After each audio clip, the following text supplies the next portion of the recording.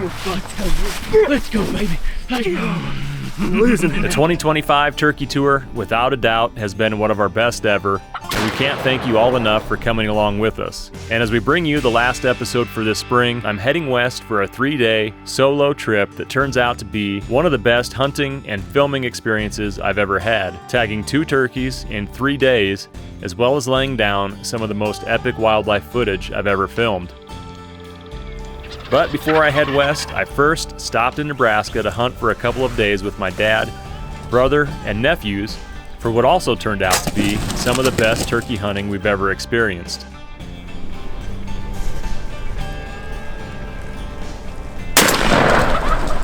We just got out here too. We just got set up, just putting the decoy out.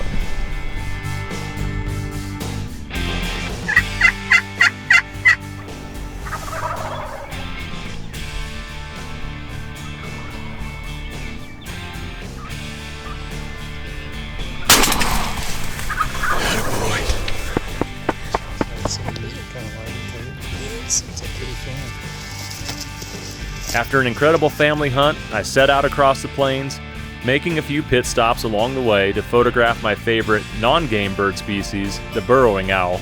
Eventually, I did make it to my destination, and as I sat in my truck waiting for the rain to pass, I came up with a strategy to head deep into public land and scout a new area where I will plan to backpack hunt the next couple of days if I can find an adequate amount of turkey sign and water to make it worthwhile.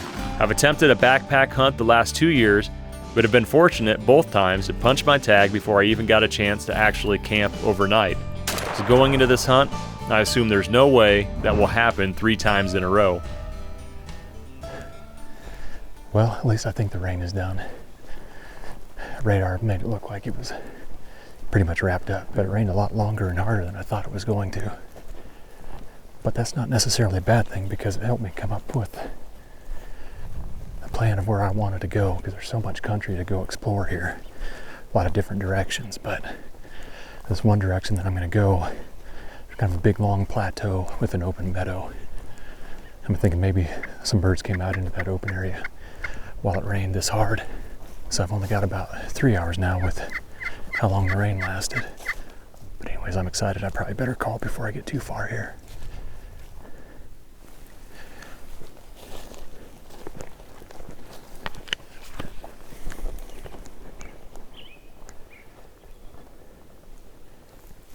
Crazy amount of deer tracks here. Looks like there's a turkey track there. Found some droppings just back there a little ways. Droppings there. I mean, decent amount of sign along this road to begin with.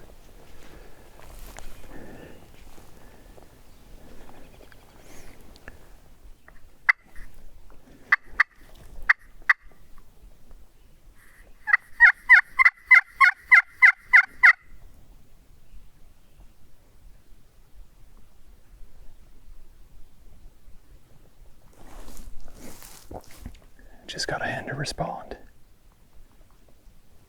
Sounds like they're quite a ways down in there, but don't hear any gobbles.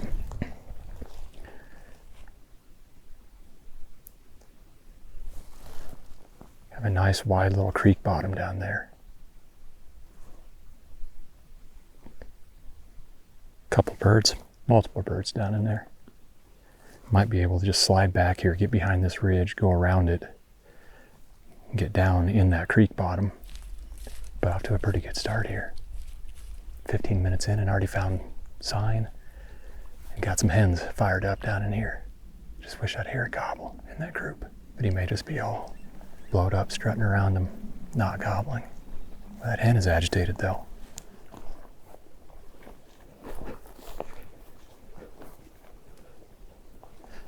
Well, I just made a big loop to get around where I heard those turkeys. I think they're down in this creek bottom. But the nice thing is I was able to look on Onyx and see that there's this 2-track road here, a logging road, that cuts down this ravine to get down into the bottom. But this will definitely be a more stealthy approach. This creek bottom just has me really intrigued right now. Just the way it plays out and then opens up. Could be a little honey hole down in here. That's good. Fresh scratching on this road. So that's probably this group of turkeys. They're still several hundred yards down in here where I heard them. Pretty cool little tucked away area down in here.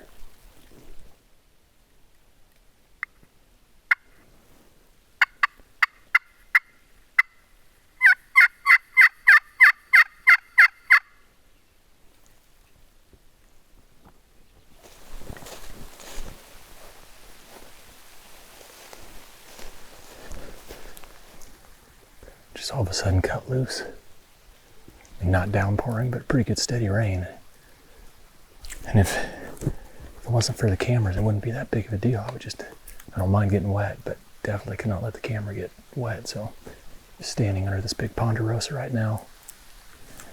Try to protect the camera. But I can definitely see this as being a spot where they would just spend a good part of the day. Just totally secluded down in here, these steep hillsides, but there's a bunch of oak trees in here, acorns, kind of grassy, little open meadows, green grass and stuff like that. There's probably a good amount of food down in here.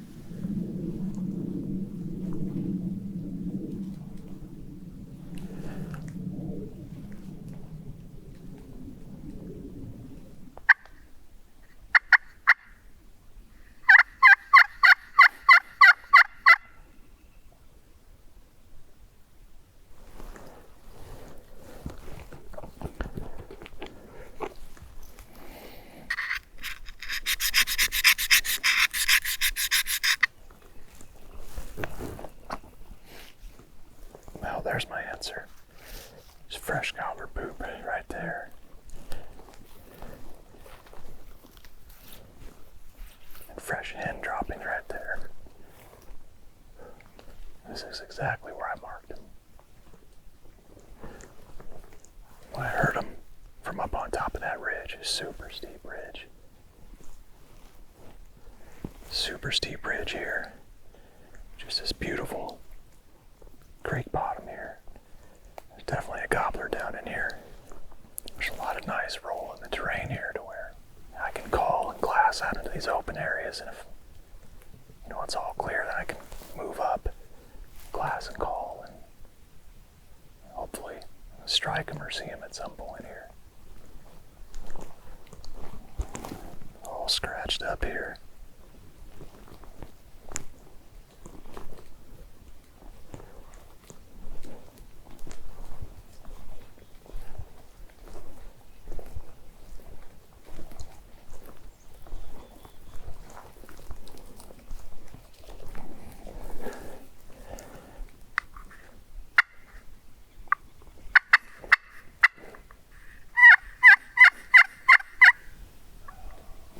Right there. Right there.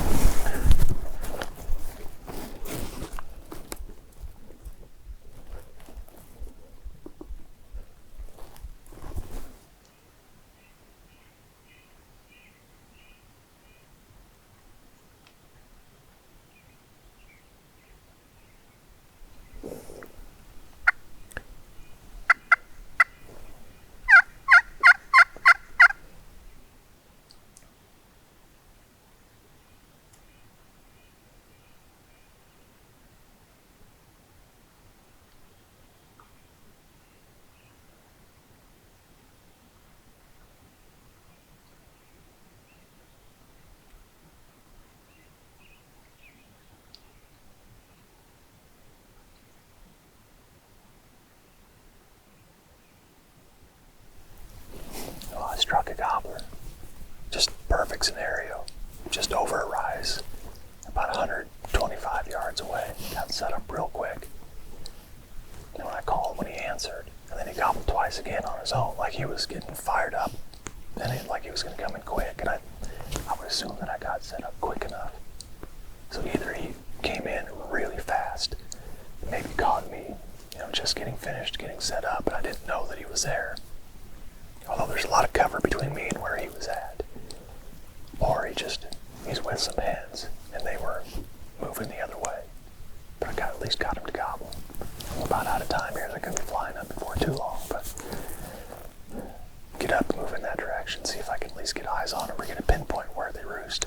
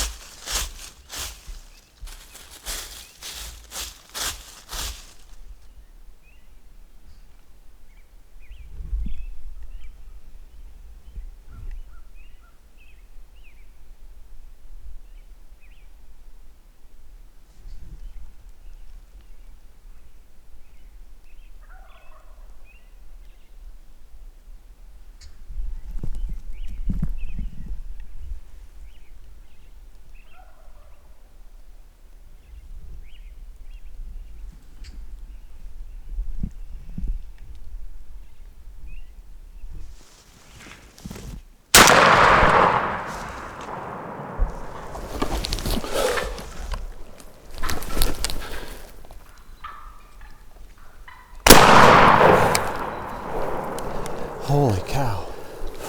Missed him on the first shot. I don't know how I missed him. We just popped back out in the open, got him with the second one. I just got up on this high point to try to get ears on him. I could hear one gobbling farther down there. I just called real quick. One gobbled closer. I was like, holy cow. Just to see I had 5 minutes left. I was like, well, that's enough time if one comes in quickly. They can cover a lot of ground in a short amount of time. And I just had to pick a spot, which actually this isn't too bad, up against this double trunk tree. Camera set up, netting put over it, the other one's still gobbling. Got set up just in time, called again, hammered, and I could hear him spitting and drumming coming all the way up here. When his fan popped up, he's kind of got like a wonky fan, like he's got taller feathers in the middle, and it's like there's a little bit of spacing in the fan. And I thought, at first I thought, okay, it's a Jake, but then I saw the long beard, and I was like, oh, heck yeah, game on. Of course, you could just tell a bigger bodied turkey as well. I mean, he popped up, and that was only 25 yards away, but down to the last 2 minutes. Beautiful sunset. Oh my gosh, that was awesome. What an afternoon. Turned out to be a gorgeous day, but I'm gonna go get my hands on him. fit my head right between his tail feathers there. This old boy's had a rough go of it.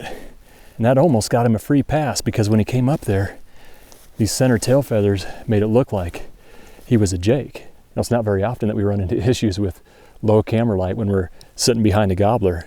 This is probably the latest I've ever shot one. It was 2 minutes before the end of legal shooting time. Man, once I struck him, he was coming in hot, looking for a hen to go to roost with. See how many miles I put on today. Probably not as many as last year, but I bet it's 3+, 3.47.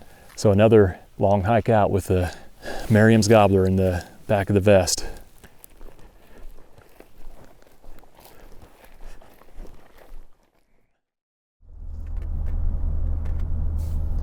All right, it's the morning of day 2. Since I tagged out yesterday, got back home late last night, got a few hours of sleep, and this morning I'm actually gonna go out and do something that I've wanted to do for a long time, and that is film and photograph sharp-tailed grouse on their lek. So they do really cool displays, they do a lot of fighting as they're trying to impress the females. So that's my plan for the morning. Then during the middle part of the day, I'm gonna get my shotgun out, shoot it, make sure it's still patterning properly, that it's sighted in. I've never missed a turkey like that yesterday, so want to make sure that the gun is still dialed in. And then for the evening, I'm going to head out to the prairie, try to locate some birds, put them to roost, and see if I can fill another tag here in the next couple of days.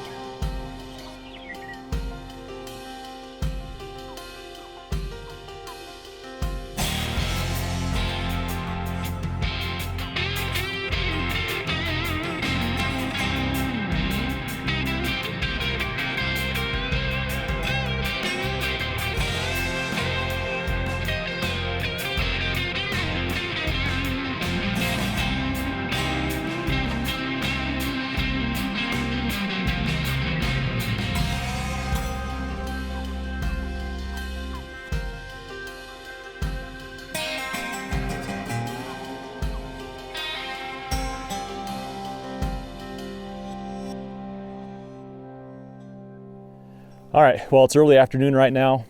I went and shot my shotgun just to make sure that it's still patterning right, sighted in, and sure enough it is. Throwing an absolutely perfect pattern, 20 yards, 40 yards, and just leads me to believe that I must have rushed the shot the other day, and that turkey, I looked at the footage and he actually moved his head forward a little bit when I shot. So anyways, the gun is good to go, but that got me to thinking that here real quick, I'm just gonna talk about my vest setup, my gun setup, and the gear that I use when I'm going on these backcountry hunts where I'm going in a long ways. Last year I had a hunt where it was about 8.5 miles round trip. So I've kind of got to the point where I feel like I've optimized my setup to where it's comfortable, it's lightweight, but I have everything I need for those hunts where I'm getting a long ways from the truck.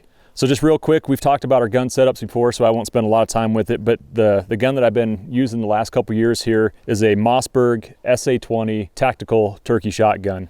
I have it outfitted with a Vortex Defender ST red dot, and then for the ammo, I'm shooting a Woodhaven Ninja TSS 8.5 shot. Okay, so that's the gun setup. Now I'm going to go over the vest and what I have in the vest, and we all run the M2 vest that we co-created with Tethered. So I have mine set up with the bird bag option, which I really like because you can fit a turkey in the back and carry it out that way. And then I've got 2 horizontal pockets and 2 vertical pockets, and I'll just show you what I carry in each of them. So in the horizontal pockets, of course, I have my calls, I have a Woodhaven Crystal call, a Woodhaven Ninja Crow locator call, and then mouth calls. I keep it pretty simple as far as calls go, so that's what I have in that pocket.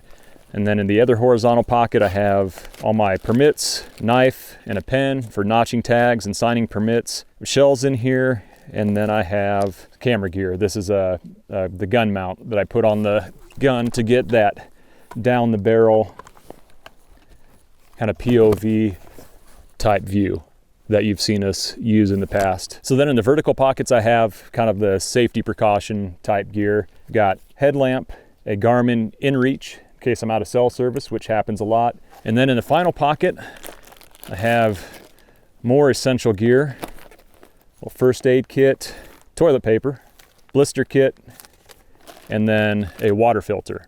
This is a Sawyer water filter, and this actually may be one of the most underrated pieces of equipment that a person can have with them. And it's something that I put in all my vests, my turkey vest, deer hunting backpack. And over the years, we found that, you know, some of the most dangerous situations we've been in, or some of the situations we've been in where haven't been able to hunt as effectively, is because of a lack of water. Years back, the guys were out on the prairie doing an early season antelope hunt. It was, 90 plus degrees. They got a long ways from the truck, ran out of water, didn't have a water filter. And by the time they got back, after Zach had shot an antelope, they packed it out, they were severely dehydrated. And especially our intern at the time, Ethan Gooch, was on the verge of heat stroke. Obviously, heat stroke can have severe consequences, and in worst case scenario, you could die from it. So, those kinds of situations are where, it's really important to have a water filter with you. So this is just something that I carry with me all the time now, whether I'm hiking, hunting. This one in particular is the micro filter with a 32 ounce bag. They hardly weigh anything. They don't take up very much space. So it's just something I always have with me. And it could be a life-saving measure, but then also it can just help you to stay in the field longer and hunt more comfortably and effectively. So, and then finally in the bird bag in the back of the vest itself, I just have a camo drape that I use for when I set up, put over the camera and kind of put over myself. This makes for really good concealment, makes for more effective setups. And then I have a lightweight tripod, comes in a little over 3 pounds. So it's pretty lightweight and compact, but yet does a pretty good job with getting good steady footage. And that's pretty much it, other than always have binoculars with me. I've got the Vortex Razor UHD 10x42s, especially for hunting out west. It's nice to have a little more magnification. And then also have a 2-liter water bladder that I put in the back of the vest. And then the last piece of gear is the chest pack that I wear. And this just is kind of a storage for camera gear, spare batteries and stuff like that. And then I also use the chest pack to carry this DJI camera the way I've got it set up, kind of get that POV view with it in the chest pack. And then I can easily take it out and do the selfie style interviews, or take it out when I get set up, stake it in the ground, and have it for a second angle camera. So anyways, that's that. I'm gonna repack my vest and then head out to a different spot this evening. Gonna get out on the prairie and hunt there for the next couple of days. And hopefully this evening, locate some birds, put them to roost, and maybe fill another tag before my 3-day hunt is over here.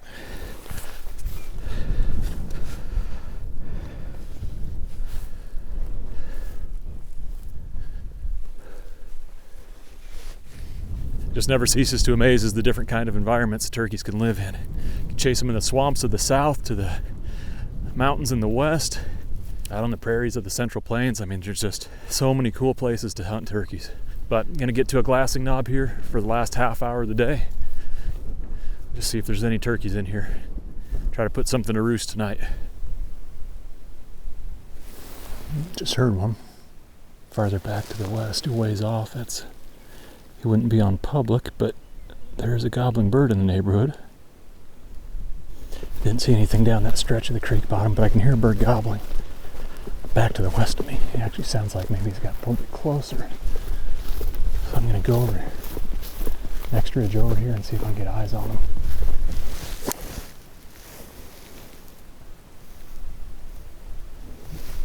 Got over to this next ridge, try to get eyes on that bird that I heard gobbling. I looked down back in the direction I originally was glassing. I can see a bunch of turkeys on the limb. Looks like mostly hens. And then there's a couple darker colored birds, but I'm assuming those are jakes.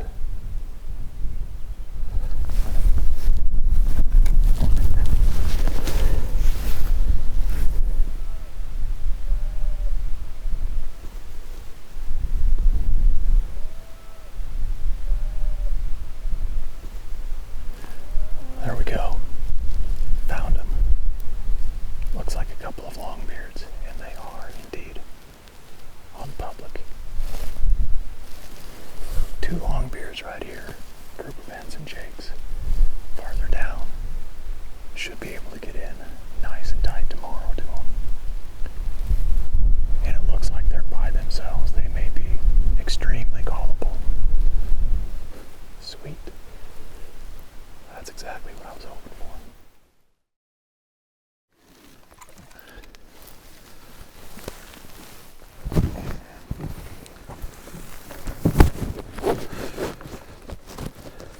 for. All right, it is early. It's 3:50 right now.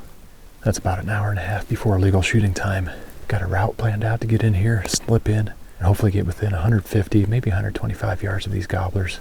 But in between them and that other group of turkeys farther down the creek. So I'm assuming those toms are going to want to get down and probably just right away, hot-footed, over to that other group of turkeys where those hens are at.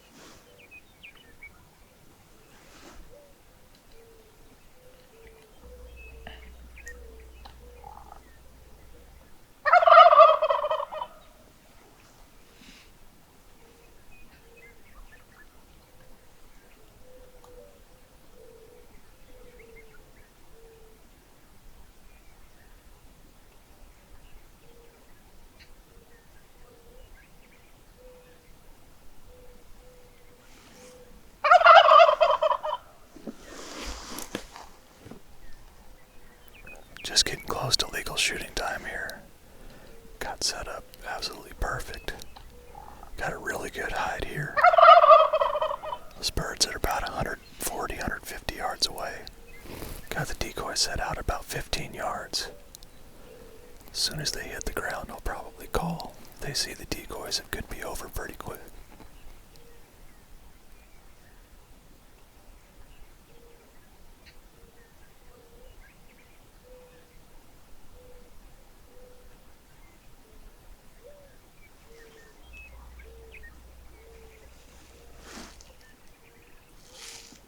Stood up and stretched, stretching their wings. They're probably going to pitch down here any second. Looks like there's a little roll in the terrain if they go behind that hill. As soon as they hit the ground, I'm going to grab the wing and then do some calling. Hopefully that will be enough to bring them in.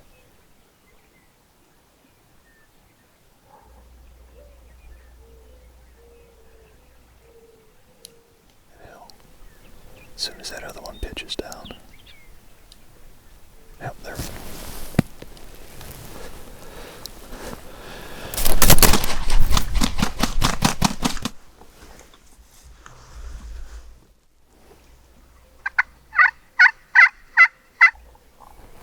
Yep, there they are.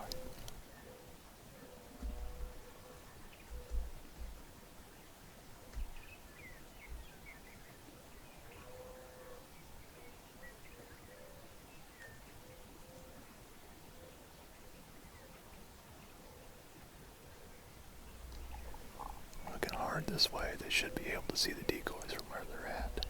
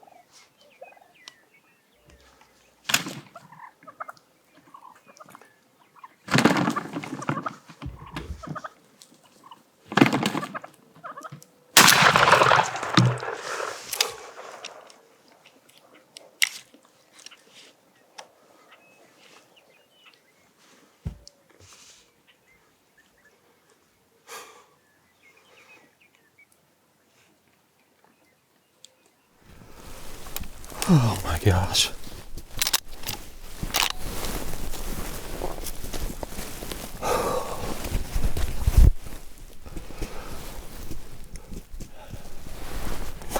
Yeah. Picture perfect hunt. Came in and found those birds last night.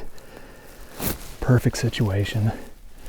Being set up between two lone gobblers and those other hens and jakes farther down the creek bottom behind me.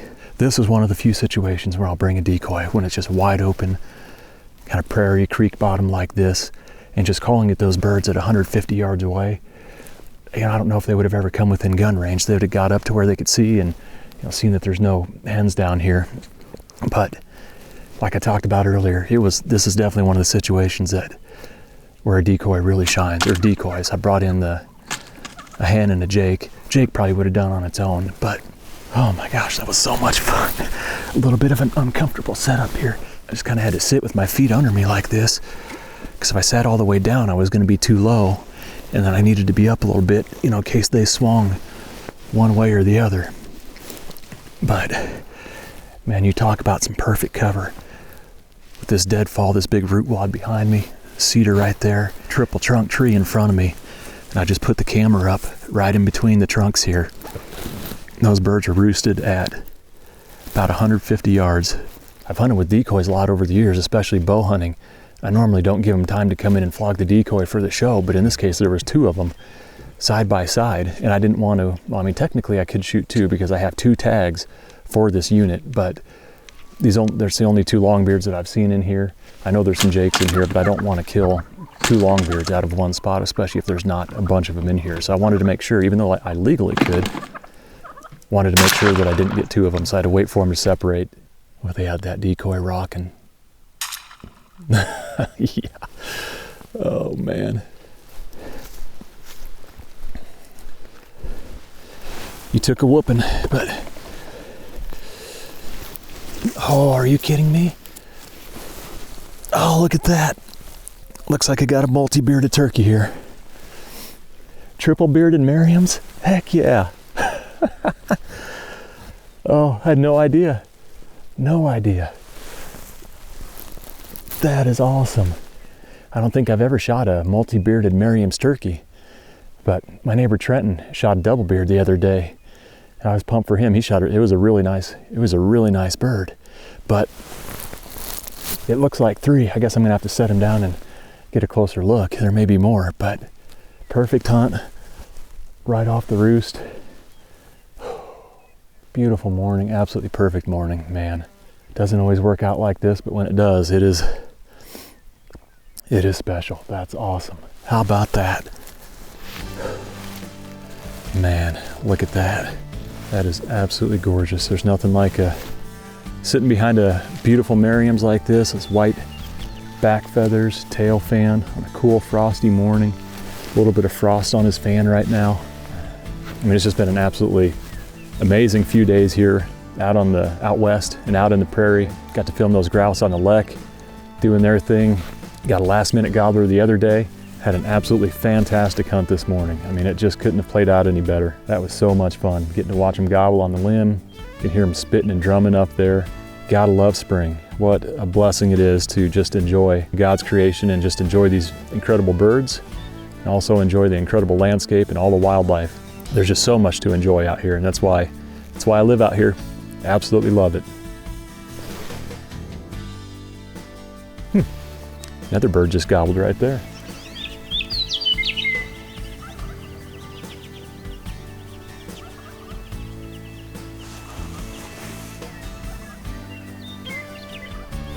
All right, here we go.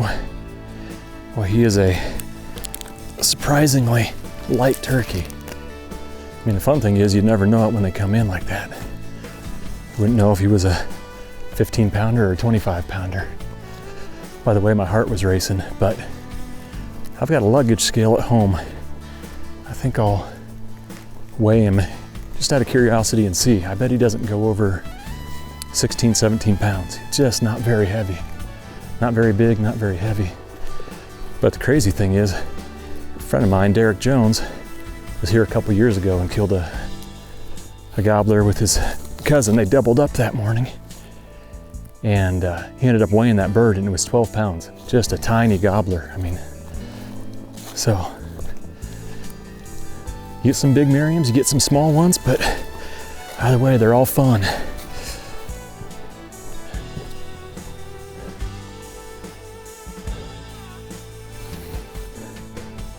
Cool place to hunt them.